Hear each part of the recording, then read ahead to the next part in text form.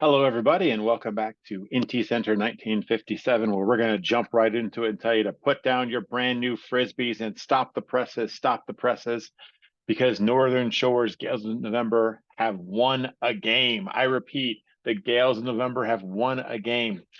Josh Gibson got the Gales going with an RBI single in the top of the first. After a shack of their own, tied it in the bottom of the inning.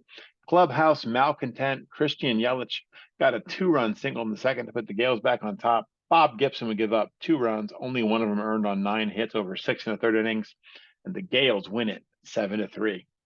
Similarly, the Bandwagoners' win streak came to an end as they run into a hoss, old hoss, that is. Radburn tossed a complete game, giving up 3 runs on 8 hits.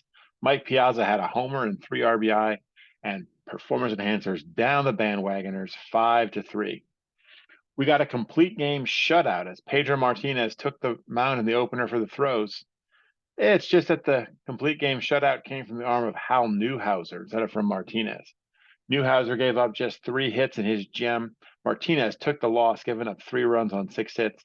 Home run Baker, ironically enough, a home run short of the cycle as Game of Throws get the 3-0 win. A 5-run second highlighted by a 2-run double from Ty Cobb and a 4-run fourth featuring a 2-run homer from Dan Brothers. That helps to power Amazings to a big 12-4 win over the family Madrigal. Bob Feller had the complete game. He gave up 4 runs on 9 hits. He struck out 4. Walter Johnson got chased after 3 innings of work. He gave up 6 runs on 6 hits. He struck out 3. Now, Pete Alexander made sure that Cynthia Vosenard evened up their series with Zodiac Guardians at a game apiece. Grover went the distance, giving up 1 run on just 4 hits. Jose Ramirez had 3 hits, and Joe DiMaggio and Johnny Mize each drove in a pair.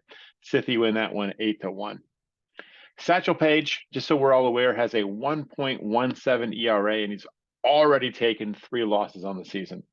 That's all we're going to say about the Diamondbacks bats for that one, as it's a 5-1 win for Let's Play 2. And the reason we're going to say so little about their bats in that one is because we'll spend a little bit of time on their offensive utility on Getaway Day, as they drop this series finale to Let's Play 2 by a score of 2-0.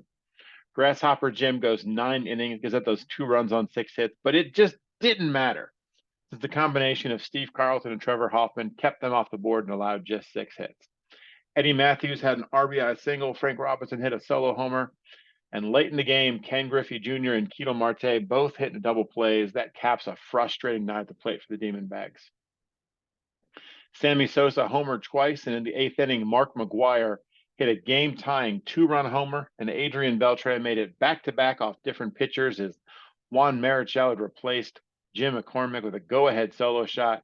The Zodiac Guardians nip Cynthia Vostenard 6-5. Now, we covered the triple extra inning games on the 23rd in detail elsewhere, so we'll jump right to the 24th, where Denny Jescole tells anyone who thinks they should be impressed by J.R. Richard tossing 10 innings the previous day to hold his short stack of pancakes. Driscoll doesn't get the complete game, but he does go 11 1/3 innings, giving up 2 runs on 5 hits. This one would need a Nomar Garciaparra homer in the 12th inning and Eric Gagne to get the final 2 outs in relief. Willie Mays, Bill Lang, Yogi Berra, and Lou Gehrig all homered. That made it 2-2 after 9, and all 5 runs come via solo homers as the Bandwagoners get that 3-2 win. Hippo Vaughn outdueled Dutch Leonard as the Gales of November clinched a winning week. Vaughn gave up 1 run on 4 hits in the complete game effort. Leonard gave up 3 runs on 7 hits with 4 hits by Christian Yelich, who seems to be on a very personal mission to remind all of us, especially MN Jedi, that he does in fact exist. Cy Young delivered 8 2/3 innings of shutout baseball as Zodiac Guardians down Let's Play 2 5-0. Aaron Judge and Adrian Beltre each homered to back Young.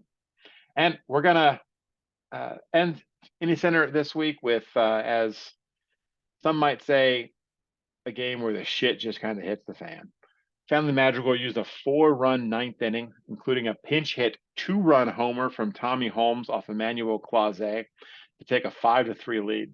But then in the bottom of the 9th, Mule Suttles, Eno Slaughter, and Buck Leonard went single-double. John Olerud got an intentional walk. The racist bastard Cap Anson got an intentional walk after a wild pitch scored Slaughter. Ray Collins entered, Darrell Evans struck out, and then Pedro Guerrero doubles to walk it off and score Leonard. One of the craziest ninth innings I've ever seen, even if seeing it only happened in the theater of the mind. Again, that's going to do it this week for IntyCenter 1957. Get back to playing with your brand new Frisbees, and we'll see you next time for another whip around the deuce.